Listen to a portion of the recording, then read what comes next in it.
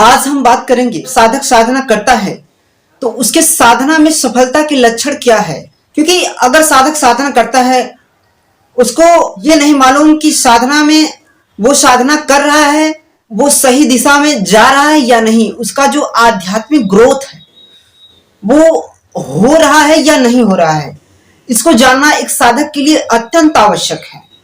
आखिर साधना में गति हो रही है या फिर कहीं वो गलत तरीके से ध्यान साधना तो नहीं कर रहा है, ये सारी चीजें जानना अत्यंत आवश्यक है। साधना करते समय साधक के कुछ लक्षण होते हैं। जब वो ध्यान साधना करता है और सही तरीके से सही गुरु के सानिध्य में, गुरु के मार्गदर्शन में सही से जब साधना करता है तो उसको जो है साधना में कुछ लक्षण दिखते हैं जिसके बेस पे कहा जाता है कि हाँ साधक जो है सही साधना कर रहा है, जो कि सही दिशा में अग्रसर हो रहा है, उसकी आध्यात्मिक जो जर्नी है वो आगे की तरफ बढ़ रही है। पहला लक्षण ये होता है कि जब साधक साधना करता है तो उसका मन जो है शांत रहने लगता है, अत्यंत शांत और शीतल हो जाता है। तो साधक में क्या होता है, वो अंतर्मुखी चित्त का हो जाता है, वो इंट्रोवर्ड हो जाता है। पहले साधक भले ही आउटरोवर्ड था, लोगों से ज्यादा घुलता मिलता था, लोगों से ज्यादा बातचीत करता था, ढेर सारी डींगे मारता था, बड़े बड़े भौकाल मारता था, अपने आप को दिखावा करता था, कपड़े पहनकर इस तरीके से बाल को बना करके डिजाइनिंग कपड़े पहन करके लोगों को दिखावा करता था। लेकिन अब वो अंतर्मुखी हो गया है, अब बाहर उसके अंदर दिखावापन खत्म हो गया है। अब वो जैसे ही साधना के मार्ग पे चलता है उसका मन शांत हो गया है, अन्य वृत्तियों से हट जाता है। ये जो भागदौड़ है, जो दूसरों को दिखाने की प्रवृत्ति है, साधक की खत्म हो जाती है, कम हो जाती है। उसका मन शांत रहने लगता है, जिससे उसके जीवन में विषम से विषम परिस्थिति में भी चित्त शांत रहने लगता है। इसके विषय में भगवान श्री कृष्ण ने गीता में भी कहा है कि जिस साधक का, जिस व्यक्ति का चित्त शांत और एकाग्र होता है उसे विषम से विषम परिस्थिति में अर्थात दुख में भी इतना वो दुखी नहीं होता है, उतना वो विचलित नहीं होता है, अडिग रहता है साहस, और दुख और सुख को समान भाव से देखता है एक साधक, एक योगी। अगले लक्षण क्या है, साधक जब साधना करता है तो उसके बॉडी का जो है तापमान बढ़ जाता है। ये स्वाभाविक सी बात है, ये लक्षण है साधक के, उसका बॉडी का तापमान बढ़ जाता है। कुछ साधनाएं ऐसे हैं जैसे विपश्यना करता है साधक तो उसके बॉडी का तापमान भी घट जाता है। तो कुछ ऐसी साधनाएं हैं उनका अलग अलग असर जो है बॉडी पर दिखता है। जैसे अगर कोई साधक त्राटक साधना करता है तो उसके बॉडी का तापमान बढ़ जाता है, उसके दायां पार्ट जो है गर्म हो जाता है, बायां पार्ट ठंडा हो जाता है, अथवा बायां पार्ट गर्म हो जाता है और दायां पार्ट ठंडा हो जाता है।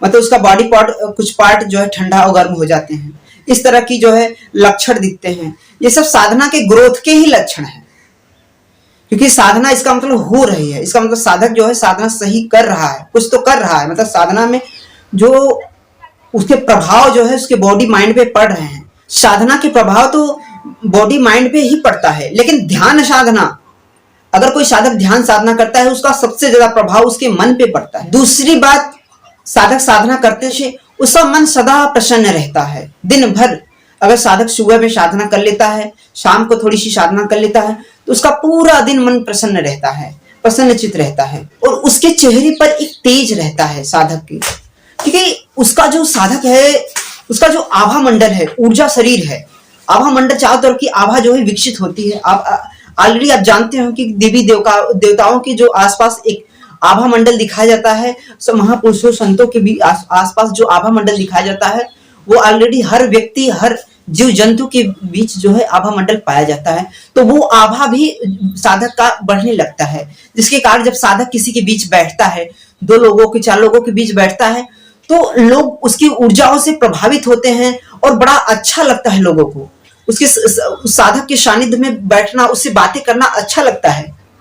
जो साधक साधना करता है उसकी आंखों में एक सफेदी आ जाती है, उसकी आंखों में एक चमक आ जाता है, एक भोलापन आ जाता है आंखों में चमक, उसके माथे पे एक चमक आ जाता है, तेज आ जाता है, और व्यक्ति शांत चित्त का हो जाता है। वो साधक ऐसा हो जाता है कि हर समय हर समय किसी दूसरे के भले के विषय में सोचता है, ये उसके हृदय की संवेदना बढ़ जाती है।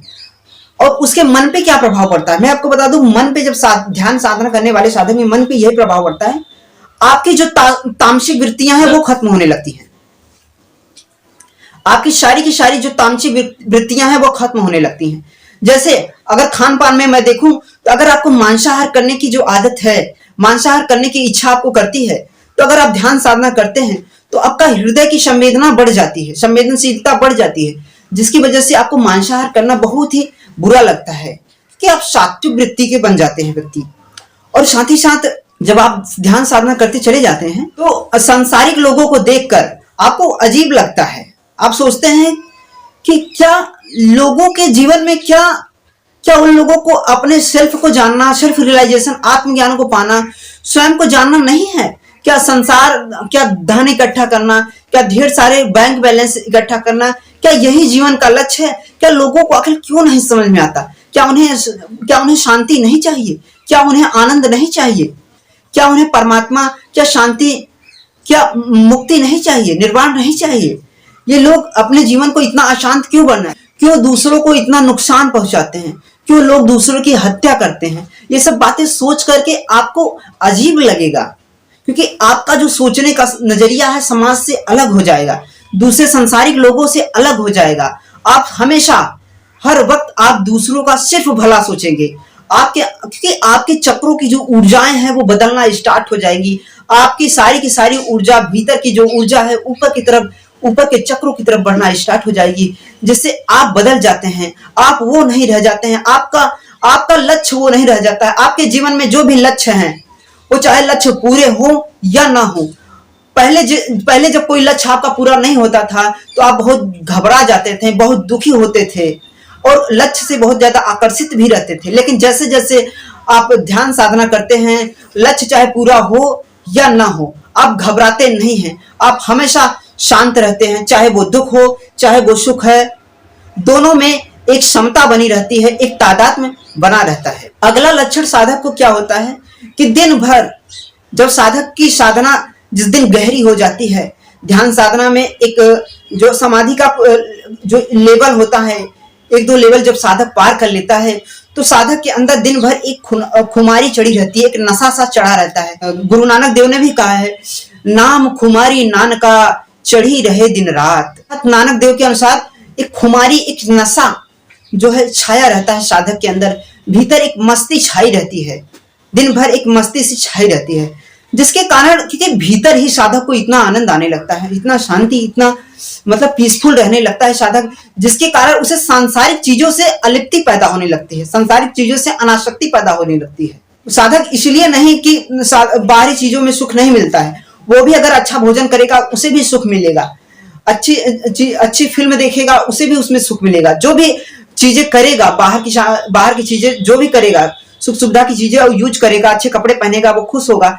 लेकिन साधक को ध्यान साधना में इतना ज्यादा पीसफुलता मिलने लगती है, इतनी ज्यादा शांति, इतना ज्यादा आनंद मिलने लगता है, एक नई दुनिया से जुड़ने लगता है, एक स्पिरिचुअल वर्ल्ड से जुड़ने लगता है साधक, जिसकी वजह से संसार से उसकी अट्रैक्शन उसका कम होने लगता है। आप ही अगर सोच के देखिए, अगर आपको ध्यान साधना में बहुत ज्यादा आनंद आए, आपको जो आप संसार से चाहते हैं, शांति चाहिए, आनंद चाहिए, आपको स्वास्थ्य चाहिए, तो सोचिए अगर आपको ध्यान साधना से वो चीजें मिल जाती हैं तो सोचिए कि आपको बाहर का अट्रैक्शन कब तक रह पाएगा, कब तक ये जो सांसारिक अट्रैक्शन है आपके रह पाएगा।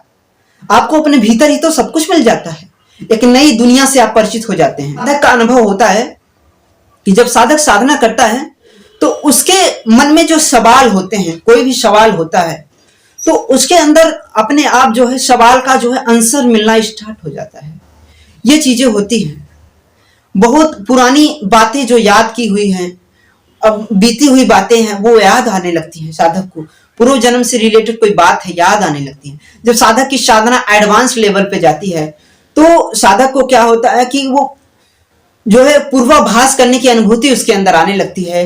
वो भविष्य में क्या होने वाला है, भविष्य की घटनाएं उसके सामने जो है सापेक्ष होने लगती हैं, इस तरह की घटनाएं भी घटती हैं। साधक दूसरे की मन की बात को समझने लगता है, साधक दूसरा व्यक्ति उसे किस भाव दशा से बोल रहा है, उसे किस दशा से बातें कर रहा है, बातों में क्या उसके खड़ूस बातें कर रहा है या फिर शांत बातें कर रहा है या मजाक कर रहा है, किस भाव दशा से वो बोल रहा है, उसकी बात को सुन करके साधक का चित्त इतना एकाग्र होता है, उसकी बात को सुन करके वो जान लेता है किस भाव दशा से व्यक्ति बोल रहा है, वो हृदय से बोल रहा है या क्रोधवश बोल रहा है, किस भाव दशा से बोल रहा है। इसको साधक उसके मन को, मन की वृत्तियों को पकड़ पाता है, आदमी के मन की साइकोलॉजी को पकड़ पाता। अपने मन की साइकोलॉजी जानकर साधक दूसरे के भी मन की साइकोलॉजी को समझने लगता है। साधक के साथ एक घटना घटती है। साधक जब गहरे ध्यान में जाता है, ध्यान की अलग अलग अवस्थाओं को प्राप्त करता है, तो कभी कभी होता है उसके मन में जो शास्त्रों में लिखा है, जो गीता में लिखा है, जो शास्त्रों में लिखी हुई बातें हैं, वो अपने आप उसके मन में उतरने लगती हैं। ये सब भी साधना के विकसित होने के लक्षण है। साधक जो है दया, ममता, करुणा, वात्सल्य जैसे गुण जो है उसके अंदर विकसित होने लगते हैं। वो हर जीव जंतुओं से प्रेम करने लगता है, एक छोटे से जीव जानवरों से भी प्रेम करने लगता है, हर जीव जंतुओं से जो है वो प्रेम करने लगता है, उसके प्रेम भाव बढ़ जाता है। साधक के जो मूलाधार चक्र है, सुषुम्ना नाड़ी से होते हुए एक ऊर्जा, एक प्राण ऊपर की तरफ उठना स्टार्ट हो जाती है, जिससे साधक को झटके लगते हैं। ये भी जो है साधक के लक्षण हैं। ध्यान में कुछ प्रकाश दिखाई देते हैं, ये शुरुआती साधक को दिखते हैं। आज्ञा चक्र में कभी कभी प्रकाश दिखाई देते हैं। साधक को कभी लगता है कि हमारा सूक्ष्म शरीर काफी बड़ा हो गया है, ऐसा भी लगता है। और कभी कभी साधक को बिल्कुल हल्केपन का अनुभव होता है, ऐसा लगता है साधक को कि मैं ध्यान में बैठा हूं, मेरी बॉडी का आभास ही नहीं हो रहा है। मतलब साधक को अपनी बॉडी का जो है आभास ही नहीं होता है। ऐसा क्यों होता है? क्योंकि साधक की ऊर्जा के बढ़ जाने की वजह से ऐसा होता है, बॉडी का आभास ही नहीं होता है। साधक के बिगड़े हुए काम बनने लगते हैं। ये बहुत ही गूढ़ विज्ञान है, क्योंकि जब ध्यान साधना करते हैं वो आपके भीतर के मन के लेवल पे नहीं, वो आर्थिक लेवल पे भी काम करता है। आपके जीवन में जो प्रॉब्लम्स थी, जो रुकावटें थी, वो कहीं ना कहीं मन के लेवल पे भी होती है, ऊर्जा के लेवल पे ही होती है। क्योंकि सारा ब्रह्मांड, सारा अस्तित्व जो है, आप आइंस्टाइन को जानते हैं, आप अच्छी तरह से जानते हैं कि सारा जो अस्तित्व है, सारा ब्रह्मांड है जो है ऊर्जा से मिलकर बना हुआ है। कहीं ध्यान साधना जो है ऊर्जा के लेवल पे, जब हम जाकर के किसी चीज को ऊर्जा के लेवल पे ठीक कर देते हैं, तो हमारी सांसारिक जो प्रॉब्लम है वो भी ठीक होने लगती है साधक की।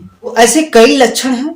मैं हमारे वीडियो में आप जुड़े रहिए, मैं ऐसे कई सारे आपको लक्षण बताते रहूंगा। आपको हमारा वीडियो अच्छा लगा तो प्लीज आप हमारे चैनल को सब्सक्राइब करिए और बेल आइकन को प्रेस कर दीजिए, जिससे क्या होगा कि जो भी हम वीडियो आपको प्रोवाइड करेंगे उसका नोटिफिकेशन आपको मिल जाएगा, और आपका और हमारा जो है एंगेजमेंट और प्रेम बना रहेगा, और हम अपनी आध्यात्मिक जर्नी में आगे बढ़ते रहेंगे, और हमारा एक आध्यात्मिक परिवार बहुत बड़ा बिल्ड हो पाएगा।